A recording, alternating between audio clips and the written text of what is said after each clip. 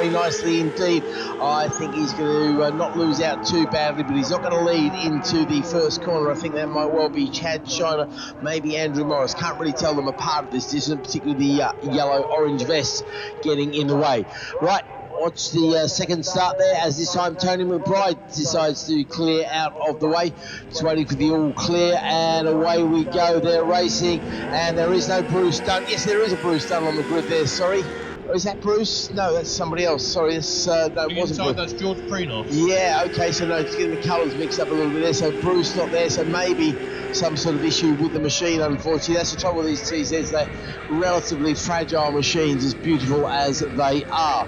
Now, Bruce, I don't think he's doing the rest of the championship, which is being led by Hayden Smith, very comfortably by Hayden Smith as well. Nearly 100, well, not nearly 100, it was 174 points, so it's probably over 200 points is the gap between himself and Damien Lee by the end of this particular race, as they now work their way around Oggies as the 600s, as the 2-strokes and 4-stroke Open 500s hook their way into Agostini's.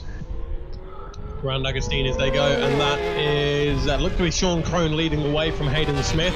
So the 4-stroke ZX4 Kawasaki and the 2-stroke TZ250 through Hamilton's.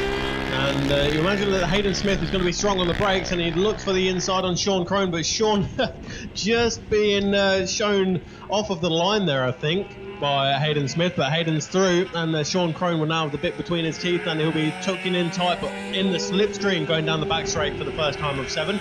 But I'd imagine that the TZ250 has a little bit more power down the back straight.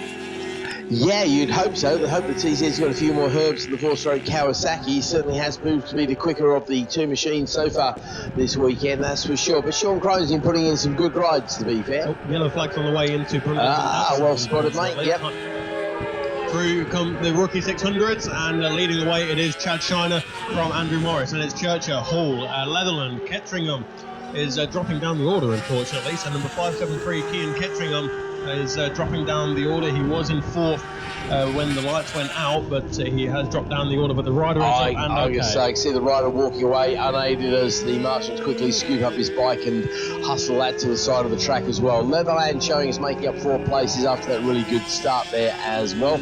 And Shiner leads Morris and Churchill. That's how they started out, but Hall makes up a couple of places. I think Leatherland's going to be giving him a hard time very shortly. They came across the line, though, separated by 1.4 seconds, so not a great opening lap there by Lyndon Leatherland, particularly after that very strong start, but he still has made up a few places. But we are used to Keaton being right at the very sharp end.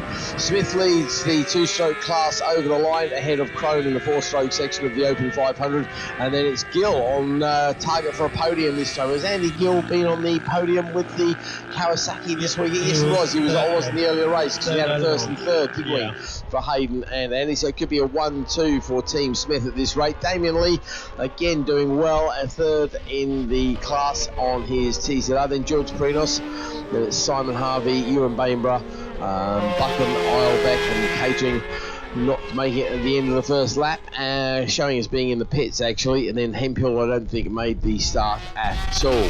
He's in the pits. It's Ketteringham.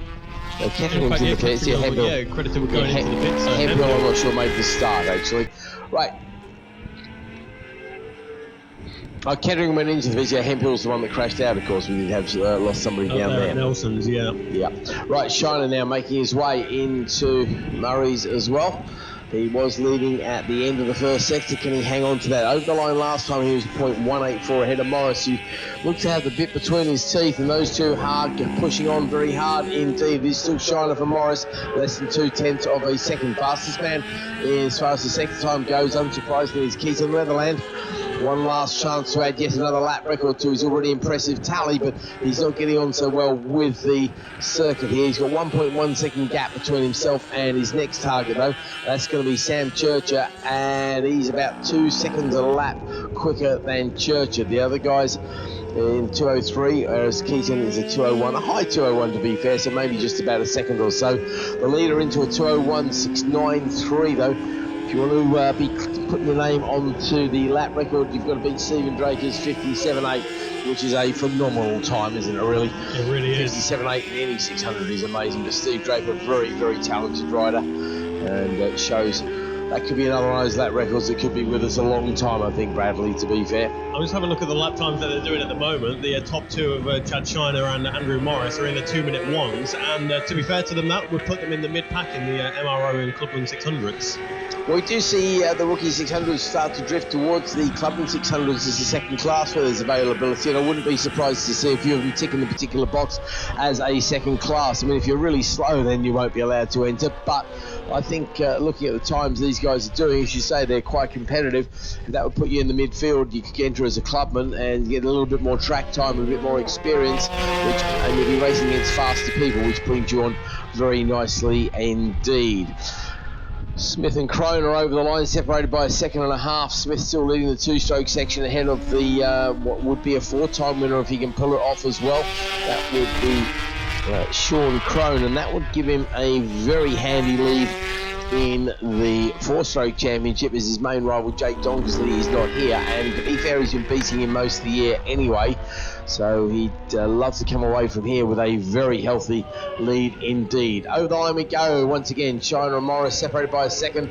2:01.010. Very rapid lap from Shiner there as he consolidates that lead. Leatherland now moves into third with a 2:01.337.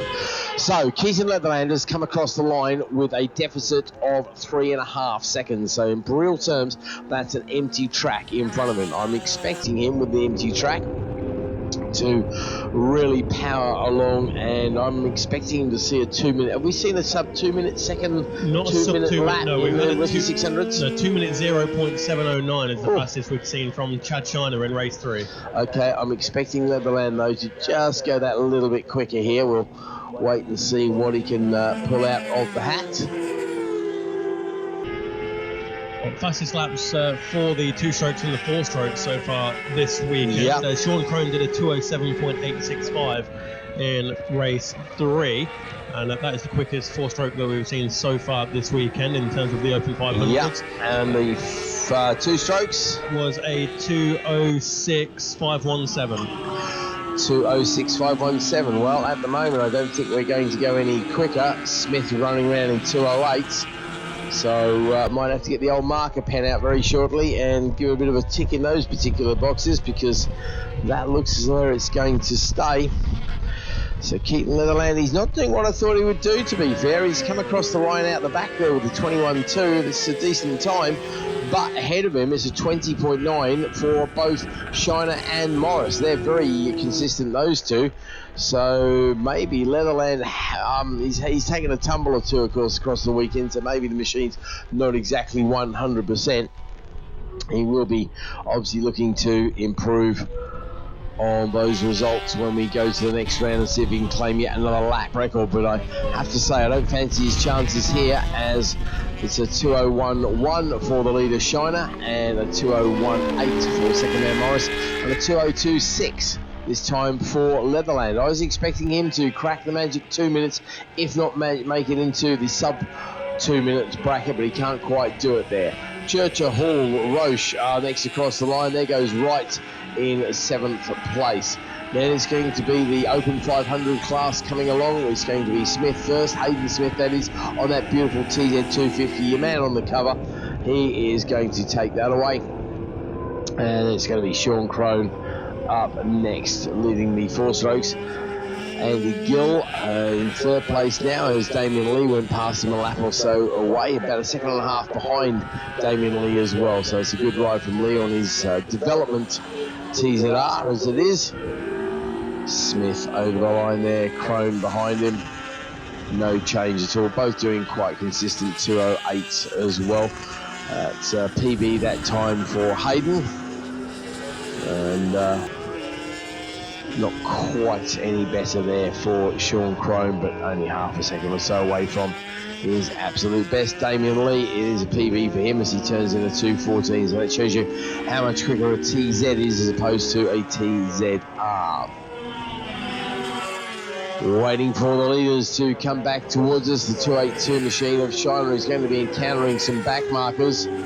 Some of the slower Open 500 machinery is looking to become cannon fodder.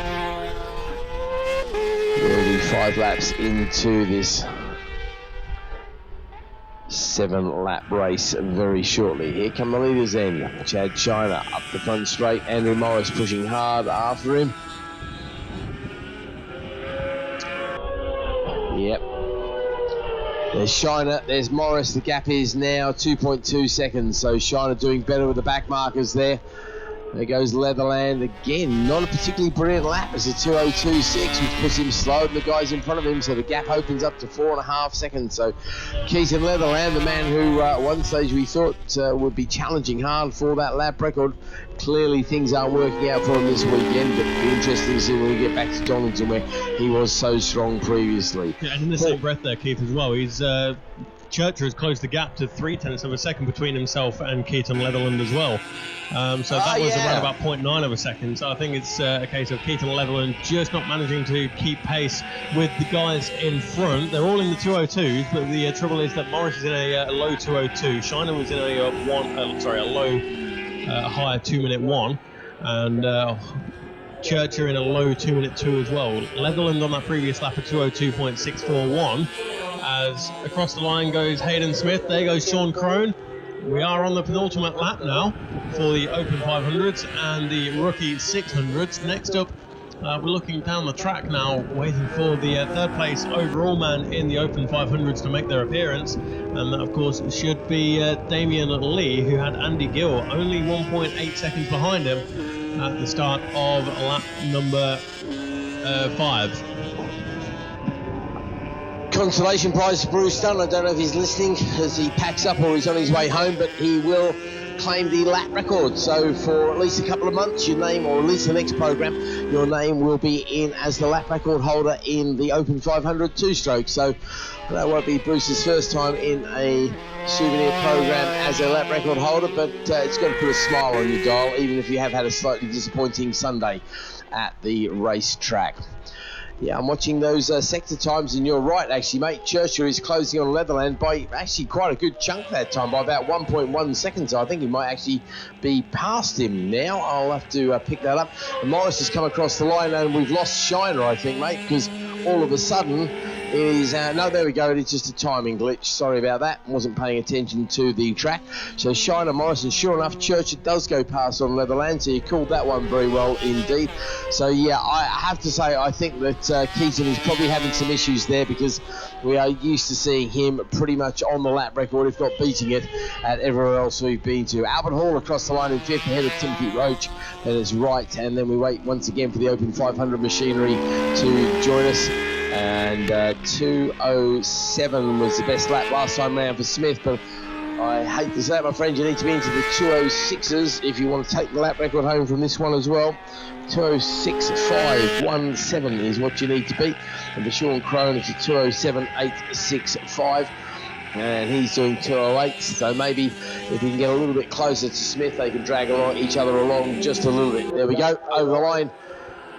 It is Hayden Smith, a 2:07.592, a 2:08.28 as they get the last lap flag. 3.5 seconds behind them. No need to hurry up too much there.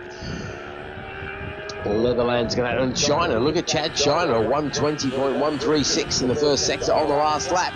He's riding like a man who's trying to catch somebody rather than somebody who's got a near 3.5 second lead.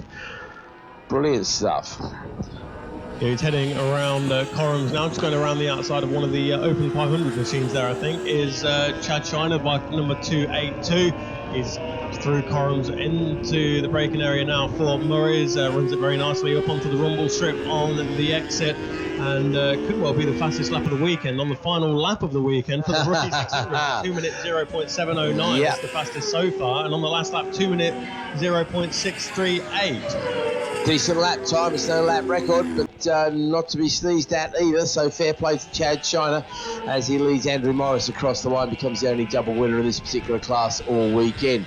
Churcher is in third, ahead of Keaton Leatherland, or he should be ahead of Keaton. There we go. Is that Keaton over the line? Sure, yes, if there was an issue with Keaton Leatherland's bike, because he went 5 seconds slower in the first split and 5 seconds slower in the second split. Yeah, I think it's some sort of issue there, because we're not used to seeing Keaton be that slow, quite frankly. Well, we can see Mr. Hemphill, I think, getting ready for the recovery truck there. Quick trip home in the van of shame. waiting for Hayden Smith to come across the line to take victory in the Open 500 class. Yeah, he's rounding corrals at the moment. Plenty of clear track between himself and Sean Crone, who of course is well on course for victory in the four-stroke. Division of the Open 500 in this race, and that will mean that it will be a clean sweep for Sean Crone. Yeah, 100 points in his good, and Jake Johnson, the man in second place, is now going to drop right back. That will give him 164 points advantage, and Simon Harvey's finished there. And he has finished every race to be there, so Simon Harvey might don't be close enough to Jake Johnson to overtake him. 76 points, yeah. So Simon Harvey, that's 20 in the race just now. How many sweeps you finished so far, mate? Hold on, we've had four. Fourth, there's 13. Four. Sorry, hold on. Rob, third, so that's 16. There's 29 points. Sorry, so second, 20 points. Yeah. Third.